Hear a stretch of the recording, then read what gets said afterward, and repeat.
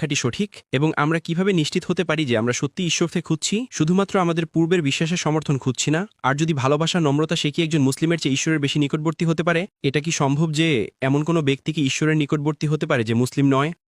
ভাই প্রশ্ন করেছেন যে আমি বিশ্বাস করি কোরআন ঈশ্বরের বাণী, এটি নিখুঁত, এতে কোনো ভুল নেই, কিন্তু তারপরেও এর বিভিন্ন ব্যাখ্যা রয়েছে। এটি আপনার প্রশ্নের প্রথম অংশ। দ্বিতীয় অংশ হলো এমন কোনো ব্যক্তি কি ঈশ্বরের নিকটবর্তী হতে পারে যে মুসলিম নয়? এটি আপনার দ্বিতীয় প্রশ্ন, তাই তো? হ্যাঁ স্যার। প্রথম অংশের ব্যাপারে বলি, কোরআন হলো আল্লাহ সুবহানাহু ওয়া তাআলার বাণী। অনুবাদ করার সময় শব্দের ব্যবহারে ভিন্নতা আসতে পারে, অনুবাদকেরা ভিন্ন ভিন্ন শব্দ ব্যবহার করতে পারেন, কিন্তু মূল আরবি সম্পূর্ণরূপে ঈশ্বরের বাণী। সেখানে কেবল একটি শব্দ, দুটি শব্দ নেই, কিন্তু অনুবাদ ভিন্ন হতে পারে।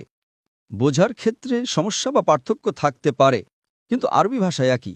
যখন কোনো পার্থক্য দেখা দেয়, যদি একটা আয়াতে দুটি অর্থ হতে পারে, তখন আপনাকে শরণাপন্ন হতে হবে হাদিসের, যা নবীর বাণী। হাদিস হলো কোরআনের তাফসির। তাই যখন আমরা সহিহ হাদিস পড়ি, তখন সহিহ হাদিস আমাদের আরও তথ্য দেয়।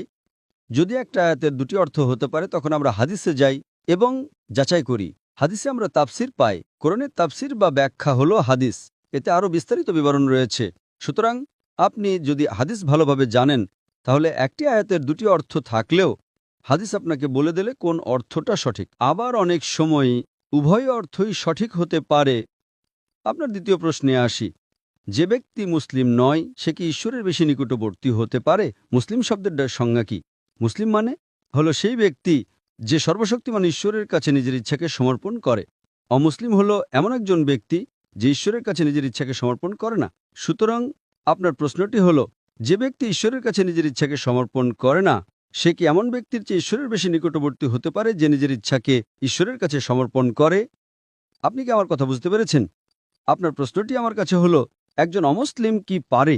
অমুসলিম মানে যে ঈশ্বরের কাছে নিজের ইচ্ছাকে সমর্পণ করে না, সে কি এমন ব্যক্তির চেয়ে ঈশ্বরের বেশি নিকটবর্তী হতে পারে যে নিজের ইচ্ছাকে ঈশ্বরের কাছে সমর্পণ করে? আপনি আপনার প্রশ্নের উত্তর দিতে পারবেন?